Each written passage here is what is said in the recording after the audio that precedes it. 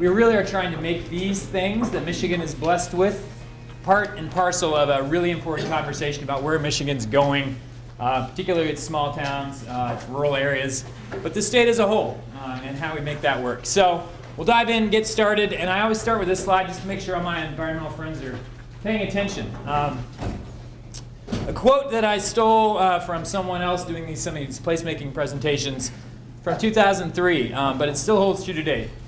The most valuable natural resource in the 21st century is brains. Smart people tend to be mobile. Watch where they go, because where they go, economic activity will follow. So is it the most important natural resource? California might disagree. I don't know at this point. Water might be on their minds. But for Michigan, I think this is where we're falling short. We have natural resources in abundance. Brains is where we're struggling a little bit. It is really shocking, the number of brains that have left this state and are leaving this state. And that is the economy part of the presentation that I want to hone in on. So, present company not excluded, we are struggling, and we have to be honest about that. So, this is a chart showing where our smart young people are going, where those brains have been going.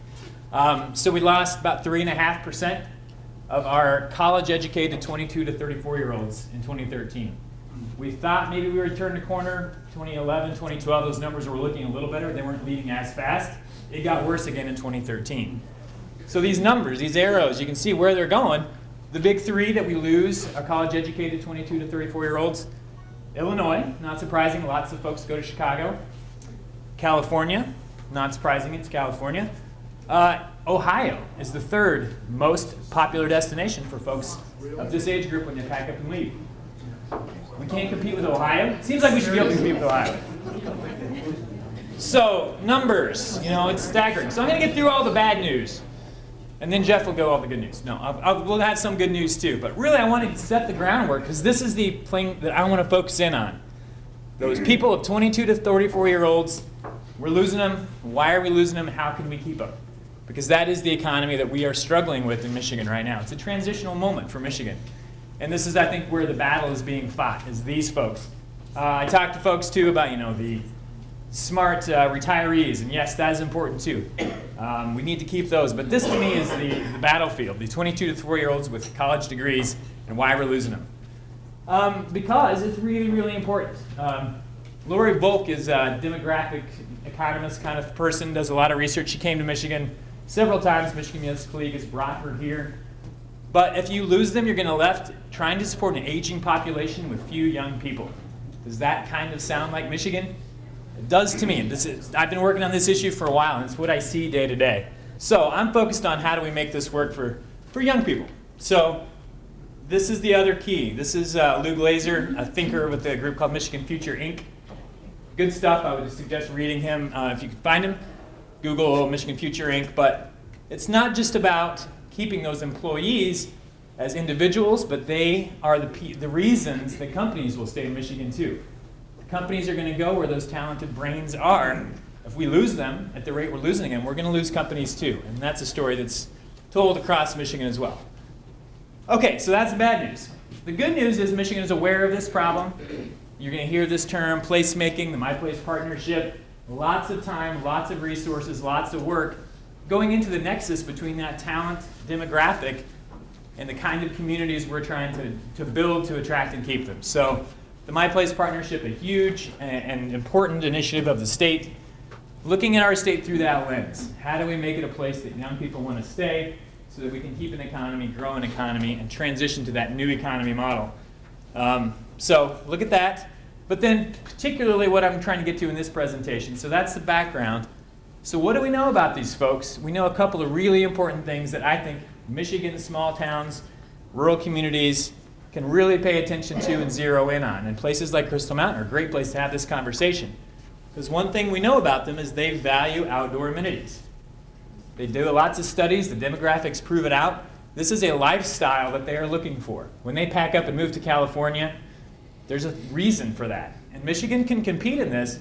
We can't be Colorado or California necessarily, but we can be those things for the Midwest. We have the assets to do it. How do we get there? One of the things that a study done in 2011 of college graduates graduating out of Michigan colleges were surveyed and asked, what do they look for in the community they're going to? When they pack up and move, are they going for a high-paying job? Are they going for easy commutes? Yes, all those things, but really high up here, parks, bike, and hiking trails. Slightly higher than good-paying job opportunities. That is a different concept that I think a lot of our economic developers have traditionally had to work with. They would say, it's not saying good-paying jobs aren't important. Michigan needs them. But just as important is the stuff that we can provide in our communities through parks, trails, a lot of those outdoor amenities that Michigan has in droves, and we're not necessarily leveraging them as well as we could. And part of the reason is because we're not necessarily working with the right target audience in mind. So I had some, we don't think about target audiences very often, but this is Recreational Equipment, REI Incorporated. It's a company that knows its demographic really well, and it's slightly different than this demographic. Michigan does really well with this one. We spend a lot of time hunting, fishing, marketing the hunting and fishing, spending a lot of time in our DNR, creating opportunities for deer hunting and fishing. All very important and very good. But at this store, which we only got 2 of them in Michigan, I think, right now, both in Southeast Michigan, you can't buy a gun or a fishing rod. You can buy a kayak or a stand-up paddleboard or a mountain bike or running gear. So this is a slightly different demographic, and Michigan isn't doing as well with these folks, and they're the college-educated 22 to 34-year-olds. They're going to shop here much more likely than they're going to shop here. Lori Volk, when I mentioned the demographer, mentioned this specifically. She came up with the numbers and said to our legislators, this is, the people that you're talking about in this demographic don't hunt and fish as much. You just have to realize that. The problem was she presented at the legislature during Deer Week when none of the legislators were there. They actually take a 2-week hiatus, and that was when Lori was in town in the legislature talking. So 90% of them were not there. A few Democrats stayed, but that was about it. So, this is that same store. This is the REI flagship store in Denver, Colorado. And what you notice about this, I mentioned lifestyle. This isn't just about going in and buying your carabiner or whatever you want and leaving. There's a Starbucks in that REI. They actually have a river right outside where they put rapids in so you can go test the kayaks and paddle on it and have fun. These folks are hanging out for the day. This is a lifestyle choice. So it's not just about getting that equipment into Michigan. It's about providing a lifestyle, and we have to get better at that. So, just to reinforce that, Michigan doing really well on the right, not so well on the left. These are just different target audiences. We need to be thinking about how we market our communities, what kind of amenities we're offering, and who do they attract, and who are they for. Another example, talking to folks in Berry County about the Berry Roubaix, this big giant gravel bike race they have there. It's huge, and they've been able to tap that for a lot of economic development for the city of Hastings. Small town, but they get 6,000 or 7,000 bikers on a weekend, and then several months beforehand, people will be going out and doing test runs on that ride, stop in the local brew pub for the day, and it's just a really important piece of the puzzle. And so is this one. The idea, is out there that black folks don't hike, black folks don't camp. And this is someone that we brought to Michigan a couple of times, Carolyn Finney. She's a researcher out of California, but really pushing back against that narrative. There is a cultural difference, perhaps, between how African Americans think about the outdoors and what they want to enjoy out there, but you don't have to look any farther than Idlewild, an hour south of here, to know that African Americans do love the outdoors, and they will want to enjoy the outdoors, but you have to recognize it might look slightly differently. So this is a very white picture. We can't stop it. We need to think, too, about how culturally the outdoors appeal to a broad set of folks. So there's a group out there who's got a couple chapters, Outdoor Afro, which is kind of a meetup space where African Americans get together and think about what are we going to do together to help ease into that world. And there's chapters everywhere, I think, but Michigan. They have them in Chicago, they have them in Wisconsin. I haven't seen a chapter in Michigan yet, but we're working on it. So I think that's just a really important component, too. When you think about target audience, don't exclude whole cultures and whole races because you don't think they enjoy the outdoors. They do. If you want to dig into how to go about doing this, this was a report that I think was pretty groundbreaking. Just thinking not just about state parks with capital S and capital P. So, we have 102 state parks. They're awesome. But this was going beyond that, and outdoor recreation and what it can mean to Michigan going forward. I'm going to hit a couple of highlights. This is a really comprehensive, deep report. You just Google that, and you will find it. And I would suggest reading it. There's a lot more there than I can cover here. But it starts with this idea that Michigan, we have nothing to be ashamed of in this market. We have great amenities. I really do think we need to do a better job of demonstrating the value of these parks recreation. People see them as amenities. If you've got a budget and it needs to get cut, these are often the first things to go, because we haven't done a good job of demonstrating how important these things are, parks, recreation, and those kind of things. One way to begin doing that is just counting the dollars. This is a report you can go to today, the Outdoor Recreation Economy. They put it out annually, and it breaks down specifically how much people are spending in that REI store or that Cabela store or whatever else. It excludes hunting and fishing, so it helps get to this target audience a little bit better. It's how much they spend on equipment, how much they spend on trips, some of those kind of things. Just getting a ground, kind of basic foundational level of how much the economy is. We're getting better at that. MDOT just came out with a bike tourism study, putting the number pretty high in the $600 million range for the economic impact. So that's part of it. To me, the more interesting thing is groups like this. So beyond just demonstrating basic value, what's the economic driver behind kind of this stuff? So this is more theoretical stuff, and where I really enjoy getting into this, because this is a report I would also suggest looking into if you want to. It's called West is Best, How Public Lands in the West Create a Competitive Economic Advantage. So this is looking at Western states where we think we hear the narrative, oh, Michigan has so much public land. Compared to out west, we don't. The percentage of federal land and wilderness designation and that kind of stuff out west is huge, but they have linked and done the studies to show the counties with lots of public land are doing better at recruiting companies. They're doing better at attracting and retaining those folks that we're talking about, the 22 to 34-year-old college educated. They are migrating to places like this because of those outdoor assets. And we have to begin to put that into context for Michigan. So the fancy academic term is amenity migration. But these kind of reports are beginning to look at how do we proactively do amenity migration to get people to move here. It's beyond just tourism. We don't want them to just come here and say that was a nice place to visit. We want them to say that was a nice place to visit. I would consider living there. I would consider setting up my company there. Because they are doing that in the western states. The blue lines, this is again out of Forbes. You can go online and play with this map. It's really interesting where people are moving. Blue lines, where they're moving to. The red lines are moving where they're from. So if you take Denver County in Colorado, that's what theirs looks like. Lots of blue lines, people going in. Unfortunately, this is what Detroit and Wayne County looks like. And I don't mean to pick on Detroit. It's not just a Detroit problem, although it is our biggest city and we have to get it right. But that's a really big difference. And that can't just all be because, the tax structure is slightly different or whatever else it is. That's partly amenity migration in action. And that's a huge scale. We're doing it a little bit in Michigan. I pulled a couple kind of local maps out of this region, Grand Traverse as opposed to Benzonia County. But you can see we do have some amenity migration into places like this that are really beautiful. But you'll notice where they're coming from is primarily other places in Michigan. Whereas you look at Denver, they're not just moving around the state of Colorado. They're moving around the country. And we're not getting that to nearly the same degree. Even Marquette County, you can find these places where the amenities are attracting folks, and there's kind of a correlation there. But again, it's not a big, huge thing that we need to begin to attack this challenge.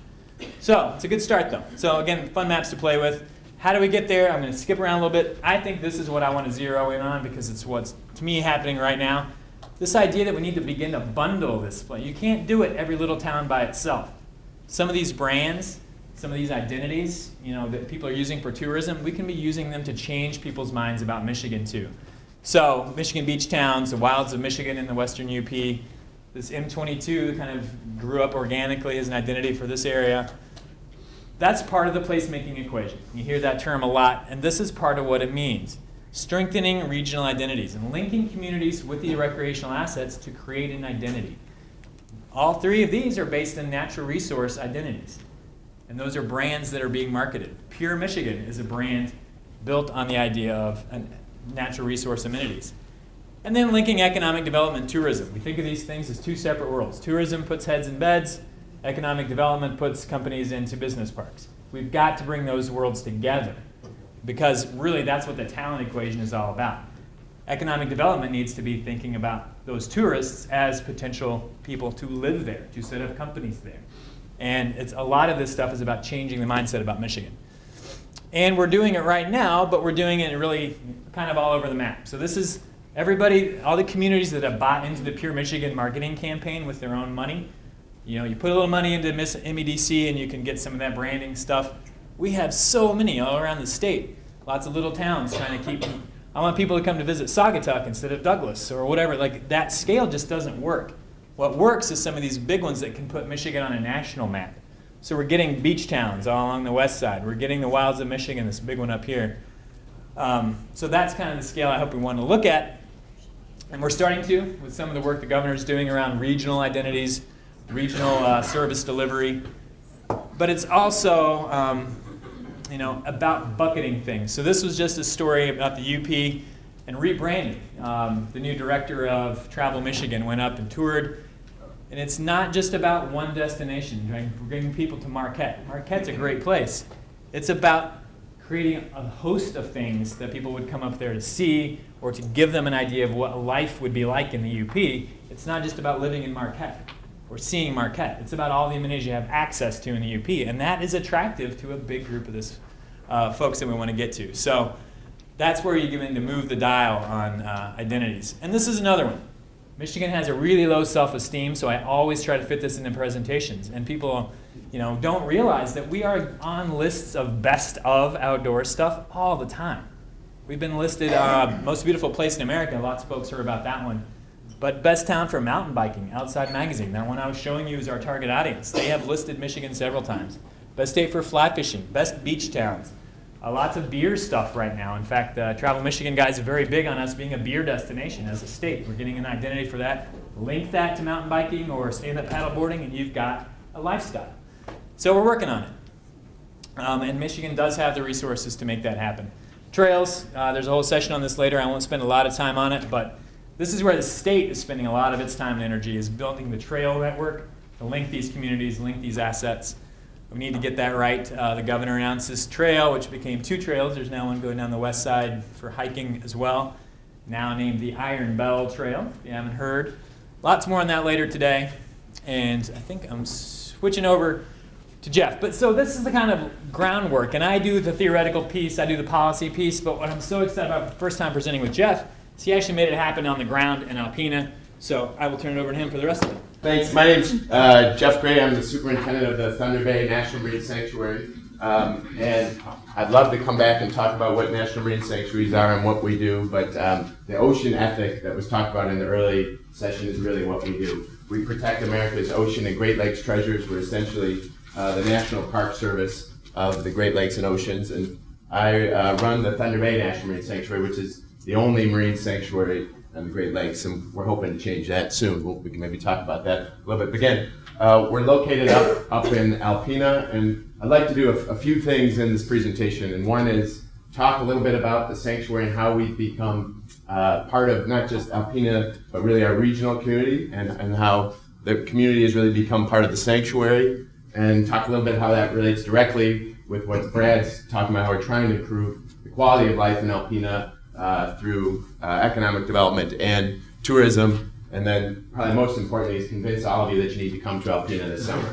So, Thunder Bay was set aside. I'm an underwater archaeologist by background. Thunder Bay was set aside to protect a collection of about 200 historic shipwrecks. The Great Lakes have some of the best shipwrecks in the entire world. The cold, fresh water of the Great Lakes protect these, and really there's unmatched preservation. They are literally Disney shipwrecks. Some of these wrecks are sitting at the bottom with the mast still standing, and they really offer great historical, archaeological opportunities, but incredible recreational and hopefully economic benefits as well. They are non-renewable resources, which means we want people to go out and visit them, but we want them to visit them in a way that future generations can enjoy them. That's really what the sanctuary does. We're there because of the shipwrecks, but our main goal is to protect the Great Lakes and their rich history. So we do get pretty involved in other Great Lakes issues. The sanctuary was exceptionally controversial when it was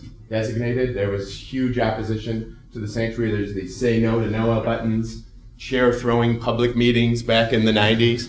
And basically it boiled down to they didn't want the federal government to come in into their backyard, and we're concerned about will we cut off diving, will we regulate fishing, what we would do. There was so much opposition. In the late 90s, there was a referendum held in Alpena, and 70% of the community voted against, or those that voted, 70% voted against having the sanctuary there. And thankfully, NOAA and the state, it was Governor Engler's office at the time, continued negotiations, and the sanctuary was designated in the year 2000, but with a caveat: after 5 years, if the governor was not happy with what was going on, the sanctuary was going to pack up its bags and leave.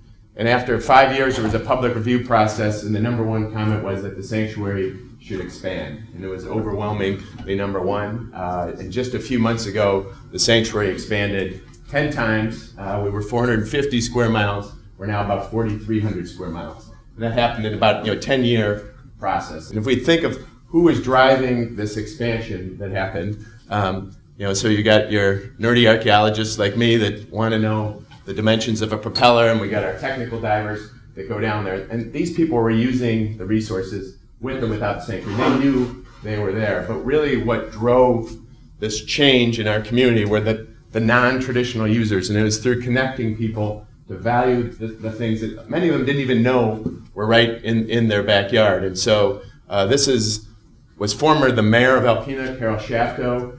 She was a huge driving force in the time when it was great opposition. She spent decades of her life fighting for a sanctuary, but had never put a snorkel on and never seen a shipwreck in her life. This is her on a company that came to town that offers clear bottom kayak cruises of our shallow wrecks. It's the first time she actually saw a shipwreck. But because we did this, we created a connection with people through other programs we'll talk about shortly. We were able to inspire people to do that and look at the economics of it. This is a great example. This is our travel hockey team. They've probably come to your town and beat your team. Unless you're in Ann Arbor, because you kicked my son now plays on it. But they used to be green and white Alpena Wildcats, but they switched their name to the Thunder Bay Rex to really have this community identity. They now have blue, NOAA blue colors, and really it's this. The community really has embraced this brand of the sanctuary, and we'll talk a little bit about how that happened. The sanctuary really is about three things. The main thing we do is we try to provide access to stuff. Now, I could get into more of this, but basically in everything we do, we want the public to have access to it. While the resource, the shipwrecks, is a big part of that, it's really everything. The key to it is in what we do. When you had 70% of people opposing you, we really needed to give people access to our management and our decisions we made. This is Steve Kroll, probably one of 2 times in his life where he's worn a tie. He's a dive charter operator in Alpena. He has letters with so many 4-letter words in it that he sent to NOAA why NOAA shouldn't be there. It's ridiculous. This is Steve testifying before Congress why he thinks the sanctuary should expand in 2007, and he really drove that. And so he's part of a 30-member advisory group that helps us with our management decisions. And Steve, particularly, and the entire group, made sure everything we do is accessible. This is the management plan of the Papahanaumokuakea National Marine Sanctuary, which is in the Northwest Hawaiian Islands. This is our management plan here. And so my colleagues say that we have a word search in ours, that ours is so simple. But the idea was that we really wanted it where somebody would pick up ours and read it. They could understand it. If they had a question, they could see it. Half of the thing is pictures, but it was really harder to do that than to be real verbose. And so besides access to actually the decisions, we wanted to give people access in an understandable way of what we're doing. And this is a quote from our chamber director that I really think hits what Brad said. And I use the word we a lot, and I don't mean we, the sanctuary. I mean we, the community, our advisory council, regional folks, the state really worked on this. But we really strive in everything we do to think about the quality of life in our community and how people can look at the Great Lakes and think about how that can improve the quality of life. And tourism is a huge part of that, but it's not the only part of it. And Brad nailed it when he said, what's good for a tourist needs to be good for the local residents. And you want people to come and say, this must be a great place to live. And that's something we're trying to do. We're not there, but we build that kind of concept in everything we do. And we do 3 things, and I'll run through this, and this is now the plug to come visit us. But we do actively research. We want Alpena in Northeast Michigan to be a research destination. part of what we do to protect these sites is we need to understand them, but we can also attract researchers from around, and have been attracting research from around the world to really come to Alpena and look at it as a destination, be a hub for research, not just on our shipwrecks, but on the lakes, or in many cases, technology that can be used anywhere that really has nothing to do with our area. This is Bob Ballard, the guy that found PT-109, the Titanic, the Bismarck, pretty much any boat with a song after it, Bob Ballard goes after. Jean-Michel Cousteau, the son of Jacques Cousteau, History Channel, National Geographic. We've had over a dozen major documentaries done on the sanctuary. Again, attracting researchers from around the world. They come here, they do work for us. We understand the Great Lakes better. They have a huge economic impact on the community when they come. They fund our research, and just about all of these leaves us with a marketing product that's aired nationally and sometimes internationally that helps people discover Michigan. More important than our research is our education programs. We're very, very proud of those. We really try to get our kids and create that value in that early slide I said about understanding the lakes.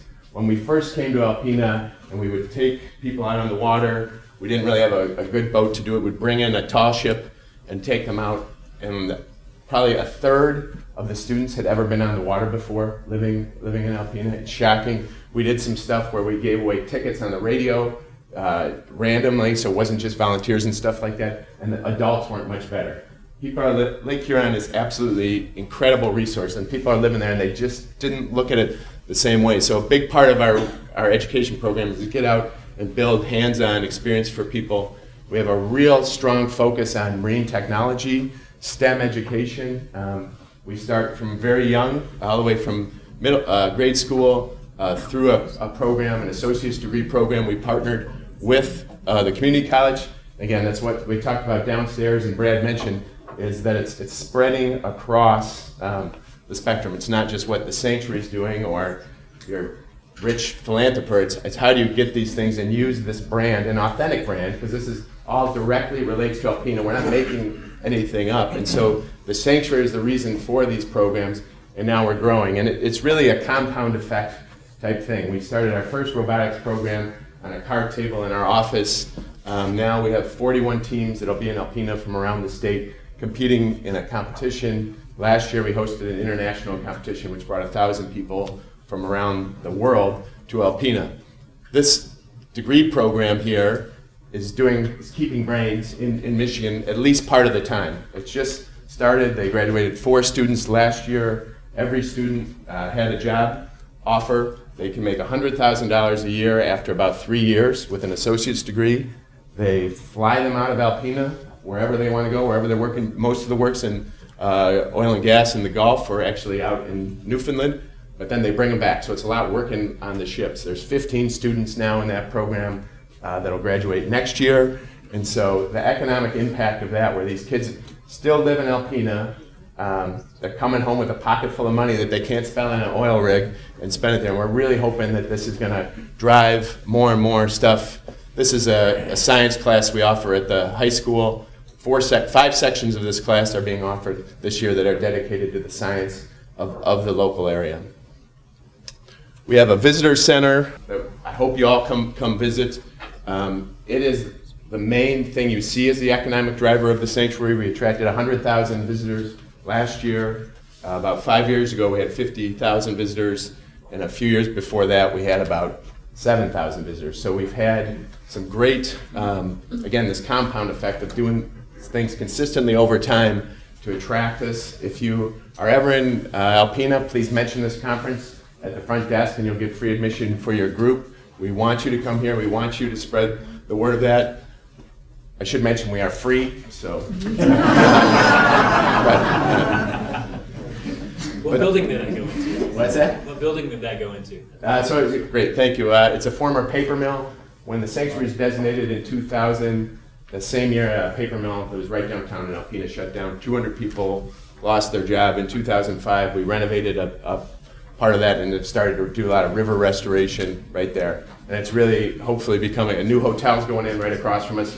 So it's really becoming a big economic engine. But you come to the sanctuary, but then you go out. You discover all of the opportunities that Brad mentioned. And one thing, it's not hunting or fishing or these type of activities you're going to see. It can be both, and we have both in Northeast Michigan, and well, hopefully always will, but we can grow this segment as well. So we work to get people out in the water and on the water. Besides the diving, there's incredible kayaking, snorkeling, and other opportunities. I have we're seeing more and more non-traditional stuff. The paddleboarding, it's shocking to see how many people have been paddleboarding on our shipwrecks. It's cool to go out and do that. We're seeing younger people coming out there, so we're really trying to grow it. One of our efforts is how do we link, Northeast Michigan is pretty rural, that's why we're here, right? And separated, but we're really working through a program called Great Lakes Maritime Heritage Trail, where we're connecting these different resources. It's easy to go to Presque Isle and see these two incredible lighthouses, but not know 15 miles up the road, just past Rogers City, there's another one. And so we're really working on the cross promotion of these activities. There's some great shallow water shipwrecks right in downtown Alpena, but how do we get people from that one to some of our state parks that are up there? And that's what this whole program is about. So the community is going through a branding effort. We went through a process and funded partially through the USDA process to market Alpena and come up with a brand, and it's now Alpena, the sanctuary of the Great Lakes. Clearly playing off of our sanctuary, but going way, way beyond that, really looking at the lifestyle, what we want to promote there. And this is our brand promise. This is what we want to do. So people confuse branding with marketing. Branding is something that you want to become, something you have to work at every day, something you have to earn. Marketing is like a strategy.